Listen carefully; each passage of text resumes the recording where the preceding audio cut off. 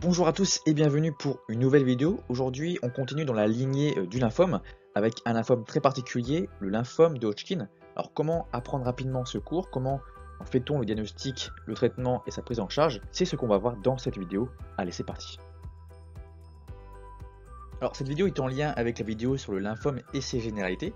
Il est d'ailleurs donc plus que conseillé d'aller visionner cette vidéo pour bien comprendre et pour bien apprendre ce lymphome, le lymphome de Hodgkin. Donc, je vous mets le lien dans la description en dessous de la vidéo ou sur le lien qui va s'afficher en haut à droite de la vidéo. Bien, petit point d'épidémiologie concernant le lymphome de Hodgkin. Donc dans le lymphome de Hodgkin, il existe deux pics d'incidence principales. En gros, deux pics d'âge où le risque d'avoir le lymphome de Hodgkin est élevé.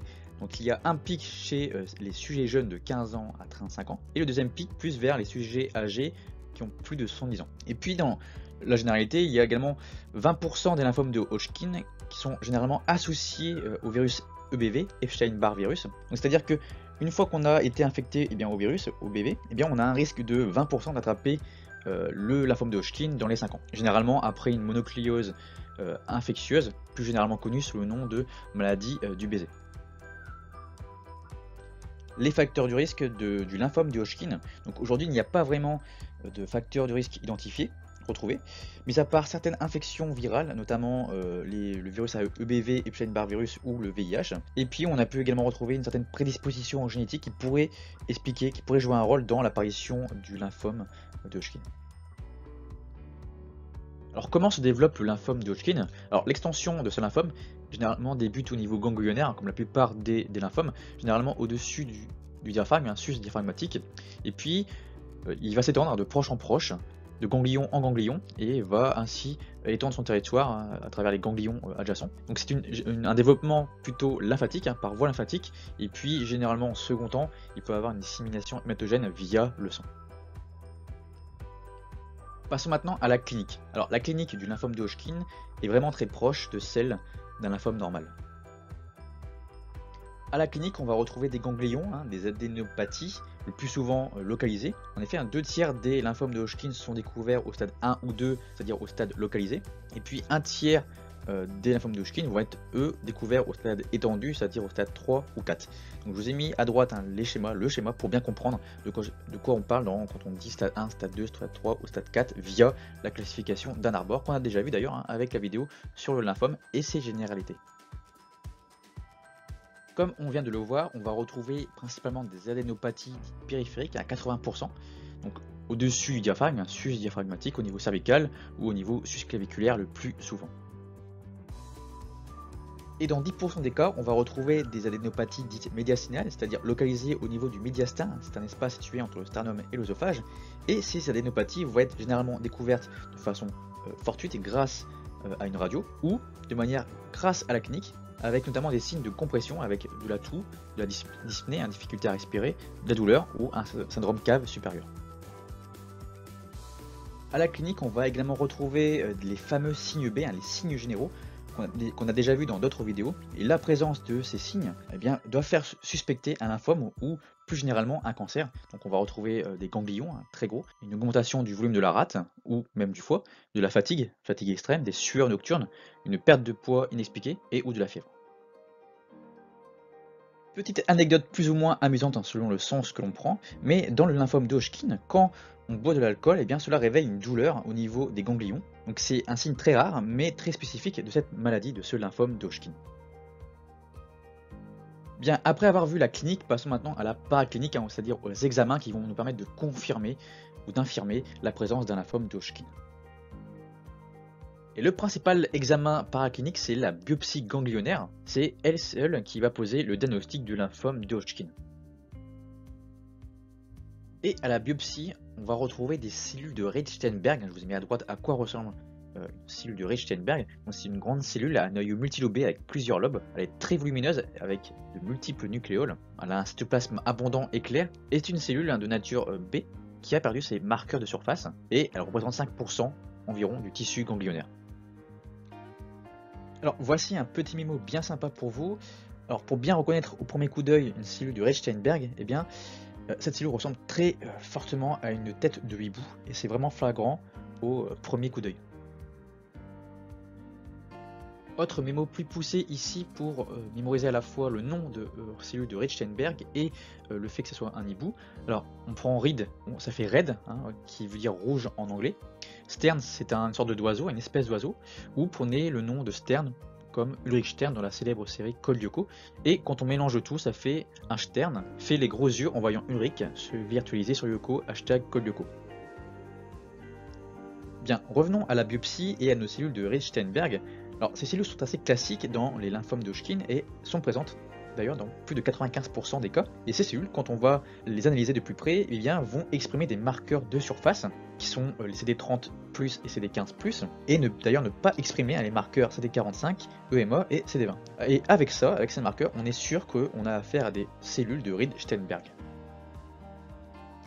Et à l'inverse, dans 5% des cas, on va retrouver un lymphome de Hodgkin à prédominance lymphocytaire nodulaire et qui va notamment retrouver des cellules dites des paragranulomes nodulaires de Popema hellenaire qui, eux, à l'inverse des cellules de Reed-Steinberg, vont exprimer les marqueurs de surface CD45, EMA et CD20. Alors, pour les reconnaître, ces paragranulomes nodulaires de Popema hellenaire, eh bien, on peut les retrouver avec une sorte de forme de popcorn. C'est des cellules qui sont une forme de popcorn. Et généralement, quand on voit ça, cela équivaut à dire qu'on a affaire à un lymphome B indolent. Bien, une fois le diagnostic de lymphome de Hodgkin établi, on va pouvoir s'intéresser au pronostic, c'est-à-dire au devenir à long terme, et plus particulièrement au stade localisé, c'est-à-dire au stade 1 ou 2, et qui, en fait, le pronostic va dépendre de plusieurs choses, notamment 3, notamment avec la vitesse de sédimentation, l'âge ou encore la masse médiastinale. Et dans la même lignée, le pronostic d'un stade disséminé, c'est-à-dire d'un stade 3 ou 4, va dépendre également de différents facteurs, que ce soit l'âge, le sexe, l'hypoalbuminémie ou encore la lymphopénie. Passons maintenant au traitement du lymphome de Hodgkin. Comment on soigne ce lymphome? Alors, le but du traitement va être d'obtenir une guérison sans séquelles, et souvent dans le lymphome de Hodgkin, eh bien, cette guérison est obtenue dans 90% des cas, dans tous les stades confondus. Alors, le traitement de la forme localisée, c'est-à-dire des stades 1 et stade 2 du lymphome de Hodgkin, consiste en différentes choses, deux choses principales.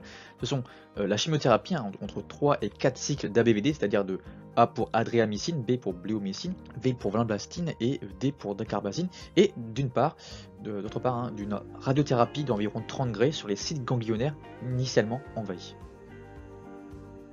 Je vous remets ici la slide qui résume à elle seule l'ensemble de la chimiothérapie ABVD. D'ailleurs, cette slide est issue de la vidéo concernant le lymphome et ses généralités. Donc on a A pour adriamycine, qui va provoquer une nécrose cutanée ou encore une toxicité cardiaque.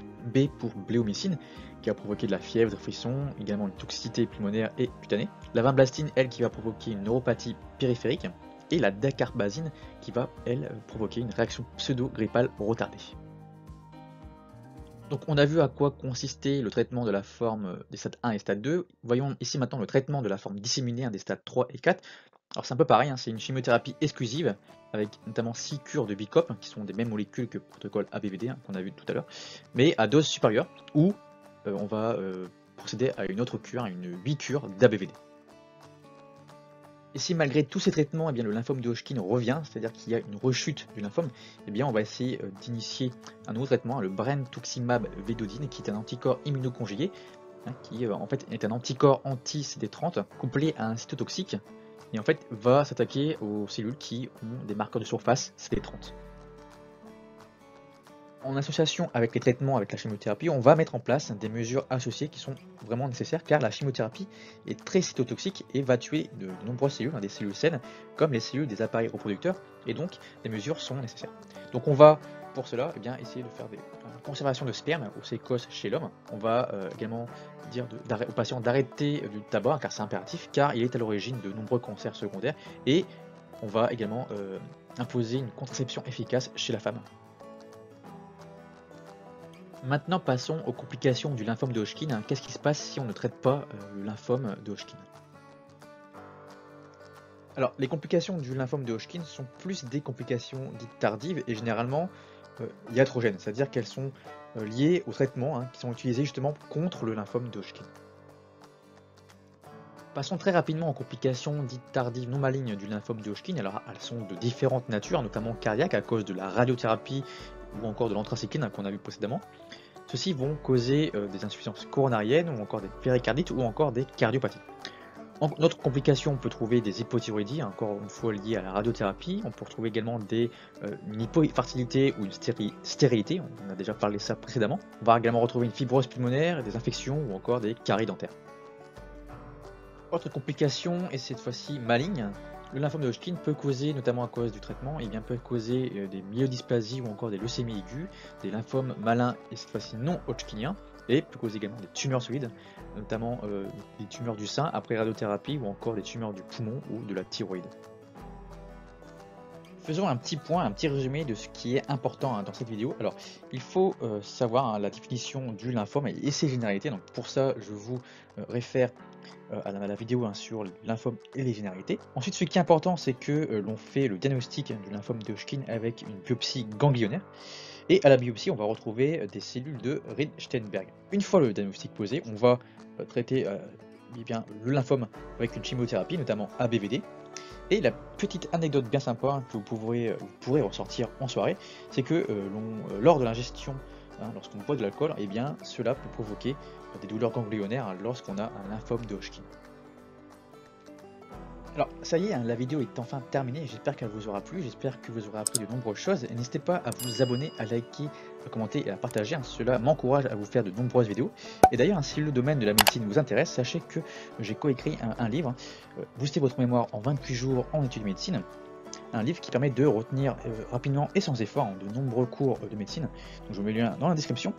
Allez, on se dit à très vite pour de nouvelles vidéos. Allez, ciao.